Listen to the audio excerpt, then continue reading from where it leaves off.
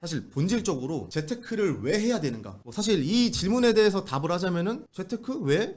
돈 많이 벌기 위해서지. 돈 많이 왜 버는데? 라고 대부분 물어보면은 대부분이 다 1차원적인 답변합니다. 플렉스 하기 위해서.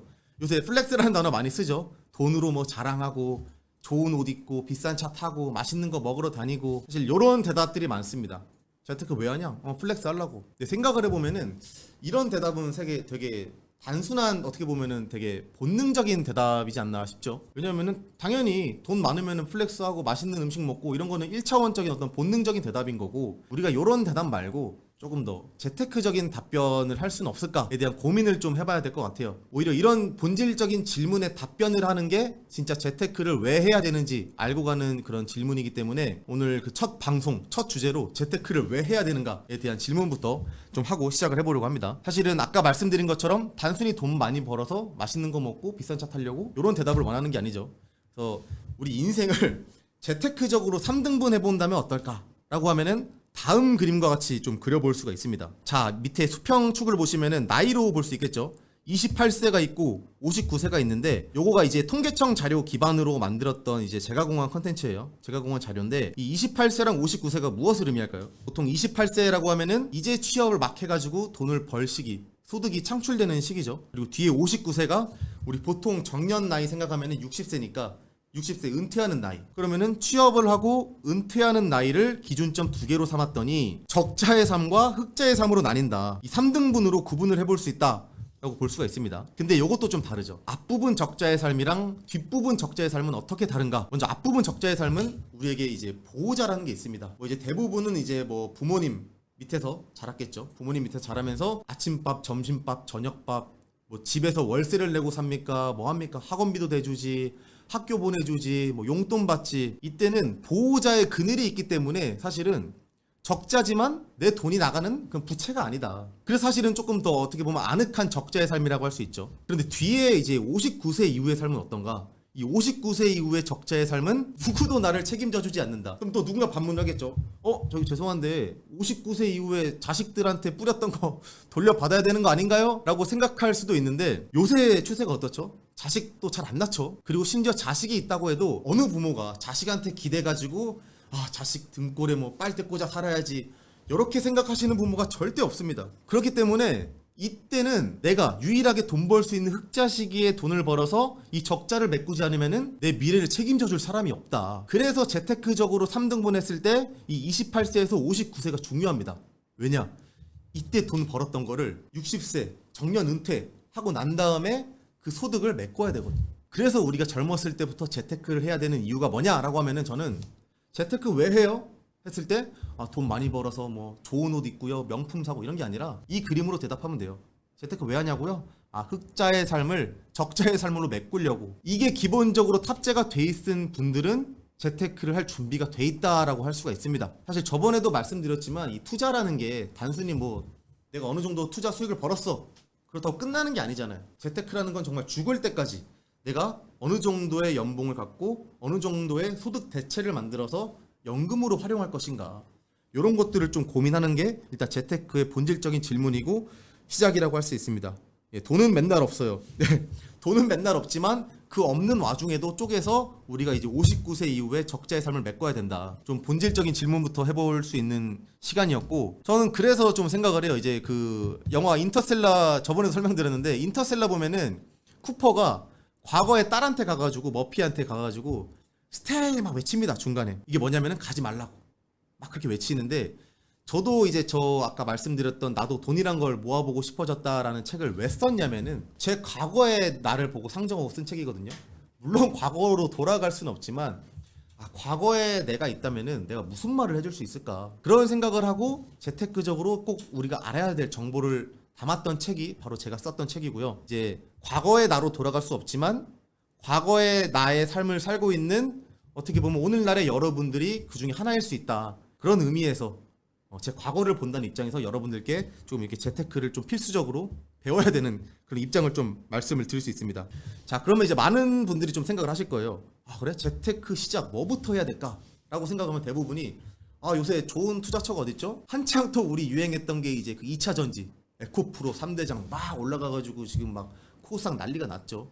그 뒤로 이제 그 열기가 좀 끝나는 줄 알았더니 지금 그 초전도체 이슈. 요새 지금 그 미국에서 그 발표한 거 보니까 초전도체가 아니라 무슨 불순물 중에 하나에서 나온 현상이다라고 하는데, 이게 아직도 그 약간 공방이 끝나지가 않습니다. 뭐 이게 우리 뭐 민간인들은 뭐 알 수가 없는 내용이기 때문에. 근데 중간에 분명히 이런 주식으로 좀 장난치신 분들도 있을 거고, 진짜로 돈을 많이 버신 분도 있고 이런 분도 있을 거예요. 그래서 요새 뭐 재테크 뭐부터 할까라고 하면은 뭐 좋은 투자처 어딨나요? 좋은 주식 뭔가요? 가상자산 가격은 언제 오르나요? 막 이런 얘기하는데, 사실 이런 게 중요한 게 아니라 재테크의 시작이 저축 투자보다 더 중요한 게 있습니다. 뭘 것 같으세요? 바로 소비 통제부터 하자. 재테크의 시작은 저축 투자도 아니라 이 소비 통제부터 시작이 된다라고 좀 말씀을 드릴 수 있을 것 같아요. 정말 이거 옛날부터 제가 한 10년, 20년 전부터 유행했던 말인데, 카페 라떼 효과. 혹시 처음 들어보시는 분들을 위해서 제가 좀 키움증권에서 만든 자료 자세히 좀 설명을 드렸는데, 자, 카페 라떼 효과가 뭐냐면은 하루에 저희 보통 이제 직장인분들 같은 경우는 커피 하루에 한 잔씩 마시잖아요. 그렇죠? 커피 한 잔 마시는데 커피 한 잔 값이 얼마죠? 4,000원. 근데 여기 이제 예시로 볼게요. 하루에 카페 라떼 한 잔의 돈을 절약해서 꾸준히 저축하면 생각보다 큰 목돈을 만들 수 있다. 한 달이면 5,000원. 5,000원에 한 달이면은 15만 원이죠. 근데 요 15만 원을 이제 맨 밑에 우측 하단에 연 4% 복리로 비과세 적용한다고 하죠. 이거를 모은 돈을 계속해서 투자로 불려나간다 생각을 하면은 이 15만 원이 12개월 동안 183만 원이 되고, 10년이면은 2,200만 원이 되고, 30년이면 무려 1억 4,400만 원이 된다. 이게 무슨 말이냐면은 지금 커피 한 잔 아끼면은 30년 뒤에 1억 4,400만 원이 된다라고 말을 할 수가 있는 거예요. 이게 바로 카페 라떼 효과. 이거를 좀 전문 용어로 이제 스노우볼 효과라고 하는데, 눈이 처음에 굴러가면은 처음에는 작다가 점점점 커지잖아요. 이게 바로 그 장기 복리 효과를 말씀드린다고 할 수가 있는데, 이슈 머장 담배도 아껴야지. 네, 안 그래도 이제 담배 얘기도 할 수 있습니다. 카페 라떼 효과가 아니라 이게 그 비슷한 용어들이 있어요. 뭐 담배 효과, 뭐 스모킹 효과인가 뭔가 있는데, 그것도 똑같아요. 원리는 똑같습니다. 담배 한 까치 아끼면은 30년 뒤에 1억을 아낄 수 있다. 빚 갚는다고 이런 것도 생각도 못했어요. 예, 사실 또 이제 현실에 또 치여서 삶을 살다 보면은 이제 저축이나 투자를 놓칠 수가 있는데, 저는 뭐 그럼에도 불구하고 진짜로 하루에 100원이든 1000원이든 조금씩 재테크를 시작을 해야 된다라고 좀 말씀을 드릴 수 있고, 뭐 이제 복리 연 4% 덜덜덜덜 얘기하시는데, 뭐 이제 4%가 엄청 뭐 낮은 또 숫자는 아니에요. 그렇다고 또 엄청 높은 숫자는 아니기 때문에 일단 요 기준이라고 좀 보시면 될 것 같고, 이 카페 라떼 효과를 보면서 느껴야 될 게, 커피를 사실은 매일 먹을 분들이 많잖아요. 특히 커피를 또 계속 뭐 포기할 수 없는 분들이 있다면은, 예를 들어서 내가 브랜드 커피를 먹는다. 지금 스타벅스 뭐 라떼 하면은 뭐 라지 키우고 하면 5,000원 정도 하잖아요. 그렇죠? 투썸에서도 라떼가 5,000원 정도 하는데, 저는 이렇게 말해요. 항상 말할 때, 투썸에서 커피 먹지 말고 백다방 가세요. 백다방 커피 2,000원이다. 그러면 얼마 아낍니까? 5,000원에서 2,000원 빼면 얼마야? 3,000원 아끼잖아요. 3,000원. 3,000원 한 달이면 얼마입니까?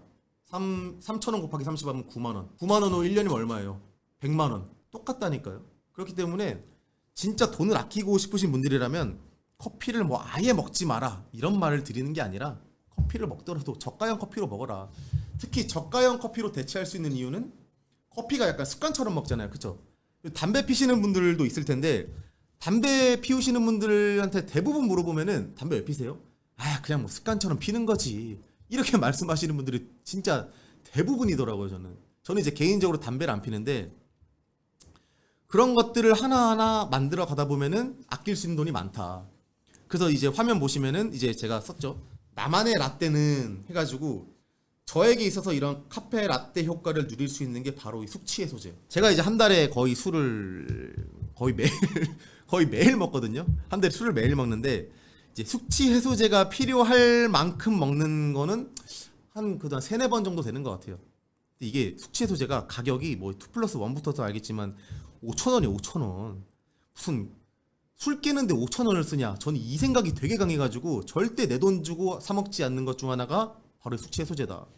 한 달에 4번 술 먹는데 이거를 그대로 먹는다. 얼마예요? 한 달에 2만 원이죠. 2만 원. 2만 원이고 1년이 24만 원. 쭉쭉쭉 커가지면 이런 것들이 어마어마하게 쌓인다. 아까 말했던 스노우볼 효과.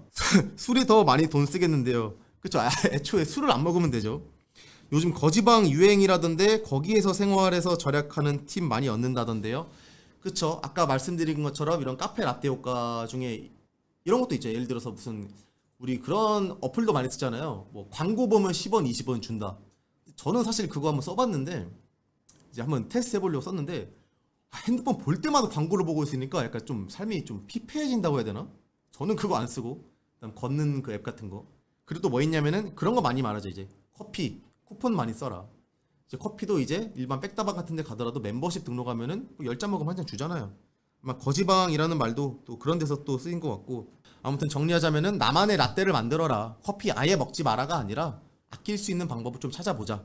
이게 저는 이제 그런 말, 그 짠테크라는 말 있잖아요. 저는 사실 짠테크라는 말을 별로 안 좋아하는 게 뭔가 되게 내 인생을 뭔가 다 아끼고 살아야 되는 느낌 나잖아요. 그렇죠?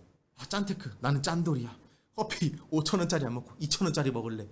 근데 이런 게 그런 거 있잖아요. 언어가 그 관념을 지배한다고 해가지고 짠테크라는 말 말고 그냥 우리 합리적인 소비한다. 이렇게 좀 순화해서 여러분들이 좀 일상생활에 녹여내면 어떨까 좀 말씀드릴 수 있을 것 같아요. 그래서 재테크를 왜 해야 되는가, 그리고 뭐부터 해야 되는가 얘기해 드렸고, 그럼 재테크를 빨리 시작해야 되는 이유가 뭔가에 대해서도 좀 관련해서 말씀드리자면은, 아까 말씀드렸죠. 이 스노우볼 장기 복리 효과라 그래가지고 우리가 돈을 지금 만 원 아끼면은 이게 20년 30년 뒤에도 만 원으로 남아있지가 않죠. 일단은 이 돈이 가치가 좀 더 사라지는 게 뭐죠? 물가 상승률 때문에. 물가 상승률 때문에 내가 가진 돈의 가치가 줄어들지만 이 돈을 물가 상승분 이상으로 수익화를 해서 수익률을 달성해가지고 굴려나간다면은 지금의 만 원이 나중에 30년 뒤에 10만 원 또는 100만 원까지 늘어날 수가 있다. 그거를 가장 그림으로 잘 표현한 게 이 스노우볼 효과다라고 할 수가 있죠. 장기 복리 효과인데 사실 뭐 단리와 복리 이 두 용어를 다들 들어보셨을 것 같아요. 뭐 이제 이걸 잘 모르신다 하시는 분들을 위해서 좀 구체적으로 설명하기에는 조금 너무 좀 딥하게 들어가는 것 같아서 쉽게 말하면 그거죠.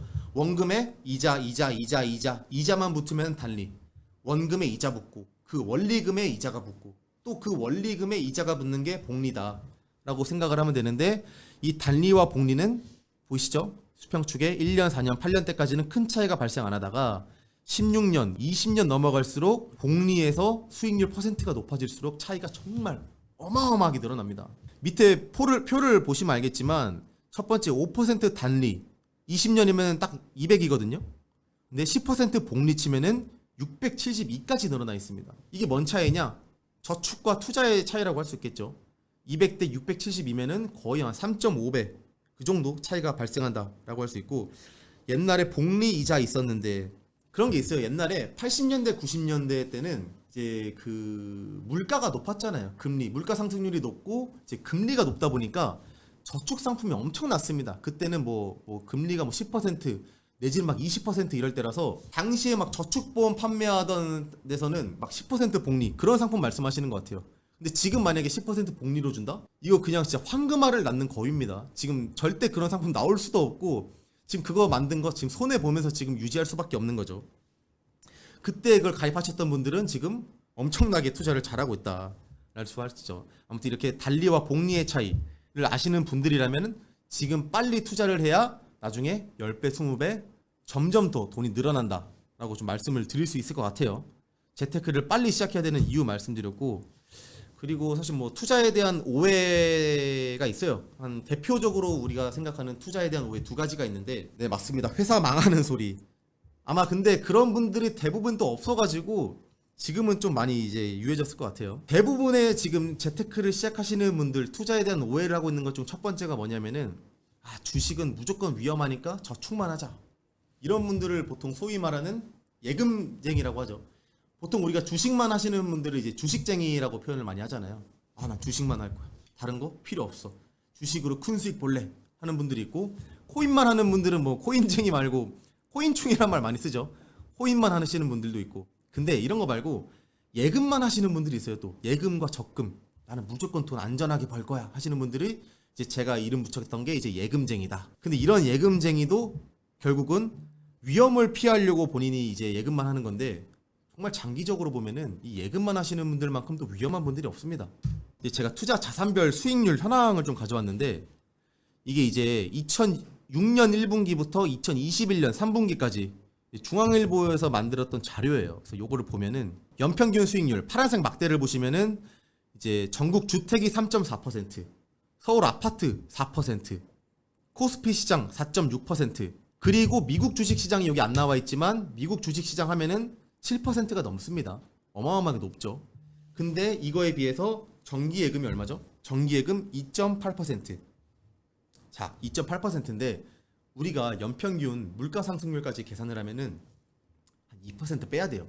그러면 정기 예금 진짜 실질 수익률 얼마냐? 따지면은 1%도 안 된다라고 할 수 있어요.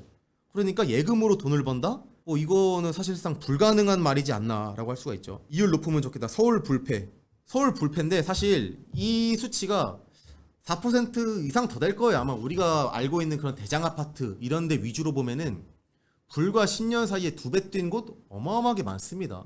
그렇기 때문에 좀 가격이 많이 오르는 그런 투자에 대한 수요, 니즈가 있는 그런 입지들은 이거보다 더 높을 거고요. 어쨌든 지금 15년간 연평균 3.4% 이상 투자를 하려면은 예금보다는 높아야 된다. 정기 예금으로는 따라올 수가 없다라고 할 수 있습니다.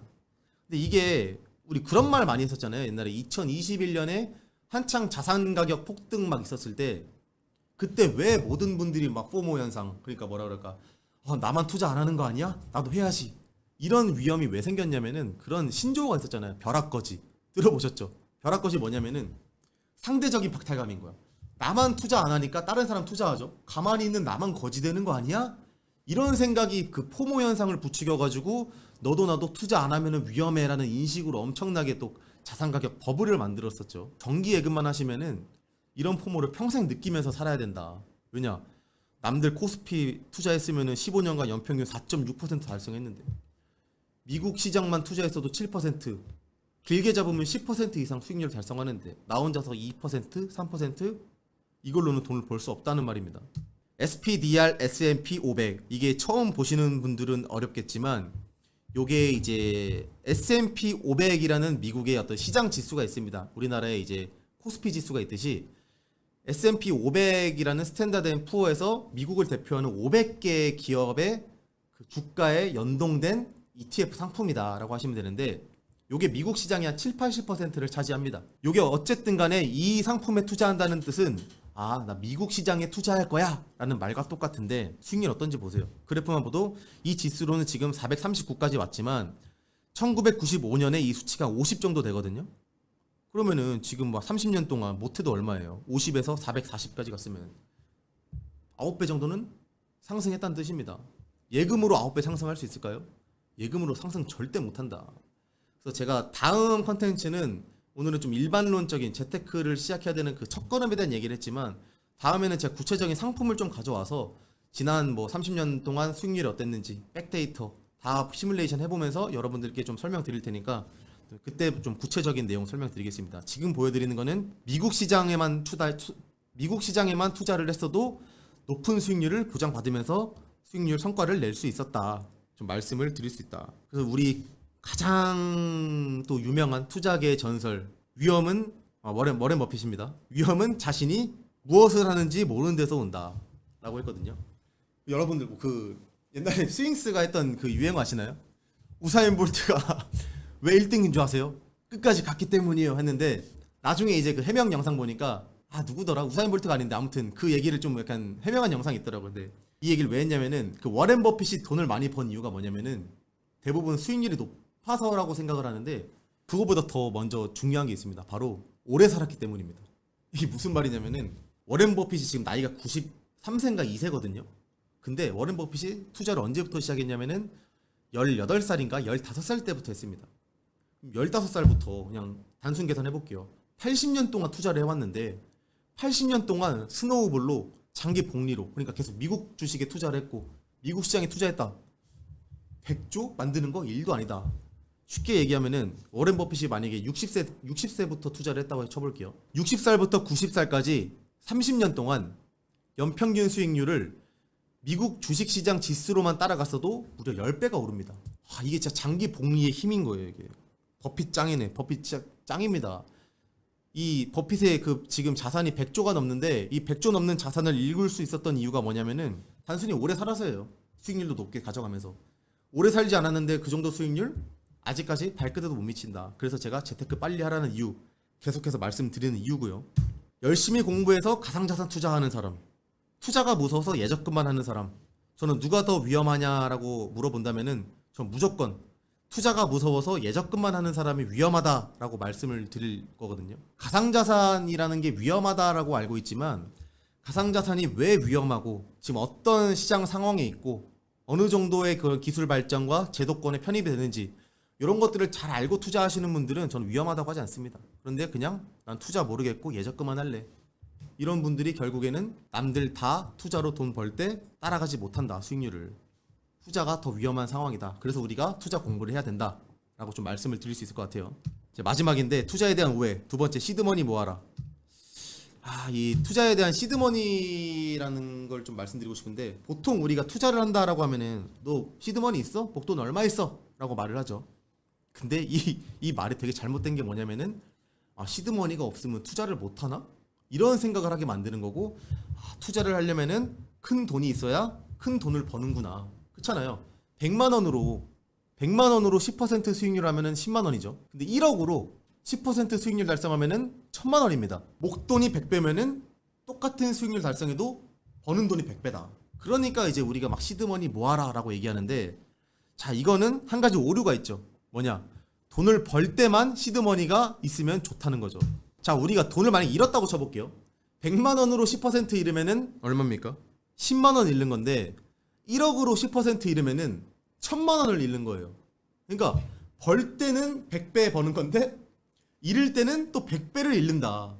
그러니까 대부분이 시드머니가 있어야 된다 하는 이유가 돈을 버는 것만 얘기하시는데 돈을 잃을 때도 생각을 해야 된다는 겁니다. 그래서 우리가 시드머니로 투자도 모르시는 분들이 차곡차곡 돈을 모았다가 한 방에 투자해가지고 벌면 다행이야. 아니야, 버는 게 다행이 아닙니다. 오히려 잃어야 돼. 잃으면 어떻게 돼요? 내가 10년 동안 막 몇 년 동안 꼬박꼬박 모았던 돈을 한꺼번에 막 수익률 10% 20% 얼마예요? 1000만 원 2000만 원 잃는 거라니까. 1억 투자했으면은. 그러니까 제가 시드머니 투자하지 말라고 계속 말씀드리는 이유기도 하고요. 투자는 진짜 어렵고 잘 모르면 겁나는 것 같긴 해요. 그렇죠? 그래서 투자를 공부를 열심히 해야 된다. 아까 말씀드린 것처럼 아무것도 모르고 예적금 하는 것보다 내가 잘 알고 공부하면서 가상자산이든 주식이든 투자하는 게 더 안전하다라고 말씀드리는 이유기도 합니다. 그리고 이 손실회피 성향이라는 게 있어요. 이게 뭐냐면은 딱 그래프 보시면 알겠지만 자, 먼저 X축에 개인이라고 해가지고 이제 내가 얼만큼 돈을 버느냐. 그 다음에 Y축이 밸류라고 해가지고 내가 느끼는 가치인데 초록색 보이시죠? 초록색에 내가 100달러를 벌면은 이만큼의 행복을 느낀다라고 보시면 돼요. 그래프적으로. 자, 근데 똑같이 100달러를 잃었으면 어떨까요? 그러면은 잃는 가치도 동일하게 여기쯤 와야 된다고 생각하는데 잃는 가치는 더 크다. 즉, 내가 이익을 볼 때 기쁨, 그것을 이제 수치화시켜서 느끼는 게 손실의 슬픔의 손실의 어떤 가치, 슬픔 느끼는 것보다 더 작을 수밖에 없다. 이게 무슨 말이냐면은 시드머니로 투자해가지고 이만큼 벌었잖아요. 기쁨 이만큼밖에 안 돼요. 근데 100달러를 잃는다. 그러면은 손실에 대한 아픔이 더 크다. 근데 이거는 이제 이론적으로 좀 만들어진 얘기긴 한데 제가 뭐 그런 논문까지 가져올 수 없어가지고 근데 이거는 사실 좀 실증적으로도 그렇게 느끼지 않나요, 여러분? 우리가 시드머니 모아가지고 막 10% 20% 수익 나면은 그때부터는 그게 당연한 줄 알아. 이건 내 돈이지 라고 하는데 갑자기 마이너스 10, 20 된다. 갑자기 막 숨이 안 쉬어지고 나 잃는 거 아니야 하면서 핸드폰 24시간 내내 보고 그 심지어 또 막 국회에서도 이제 그런 거 보셨던 분도 막 계시잖아요. 국회 중에서 막 화장실 가가지고 막 코인 보고 막 이랬다고 하는 거 보니까 그런 것도 어떻게 보면은 손실 회피 성향이 크기 때문이에요. 딱 그 시기가 이제 코인으로 잃을 시기라 가지고 아무튼 돈 번 건 기억 안 남. 그쵸? 돈 번 거는 기억 안 나요. 왜냐? 당연하거든. 이 손실 회피 성향이 있기 때문에 그래서 우리가 시드머니 투자하는 게 더 크게 위험할 수 있다. 좀 말씀드릴 수 있을 것 같아요. 그래서 우리가 그러면은 시드머니 모아서 투자하지 말고 어떻게 해라? 적립식으로 투자해라. 이거를 이제 전문 용어로 DCA, 달러 코스트 에버리지라고 하는데 그냥 이제 코스트 비용을 에버리지 평준화한다 이 뜻입니다. 가격이 오를 때나 내릴 때나 난 그냥 적립식 매수.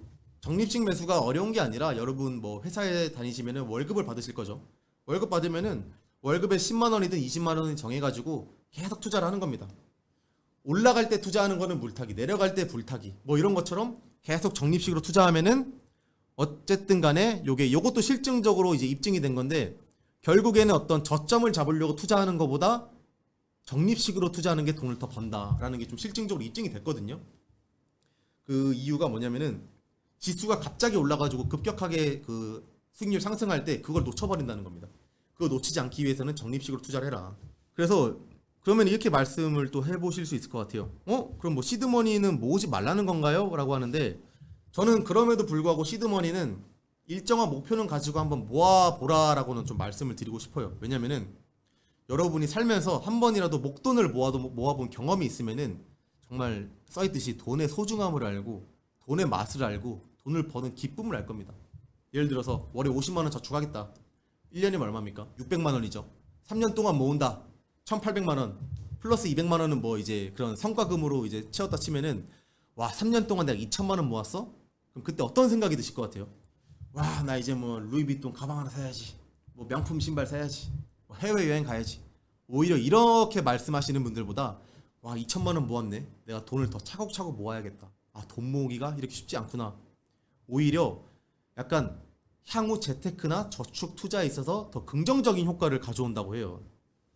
그래서 시드머니를 모아서 이런 거를 모았다 하더라도 이걸 한 방에 투자하지 말고 시드머니 갖고 적립식으로 또 쪼개서 투자를 하면서 가도 나쁘지 않다. 예, 경제관념이 없어서 감사하네요. 주식 투자하고 일희일비하게 되면 그런데 맞습니다. 그래서 어쨌든 제가 지금 오늘 첫 이제 재테크 30분 앞에서 얘기하는 거는 정리하자면은 재테크 왜 해야 되냐? 재테크요? 돈 많이 벌어서 플렉스 하려고가 아니라 재테크로 인생을 3등분 했을 때 내 노후를 대비하기 위해서 모은다. 두 번째, 저축만 해서는 절대 돈을 모을 수 없다. 그럼 투자를 어떻게 해야 되느냐? 그거는 제가 다음 주 영상에서 말씀을 드릴 거고 다음 주에는 이제 어떤 곳에 투자를 해야 될까라는 컨텐츠를 좀 다뤄볼 건데 좀 당연히 이런 좀 과감한 말을 좀 써보고 싶어요. 읽지 않는 투자를 위한 방법론.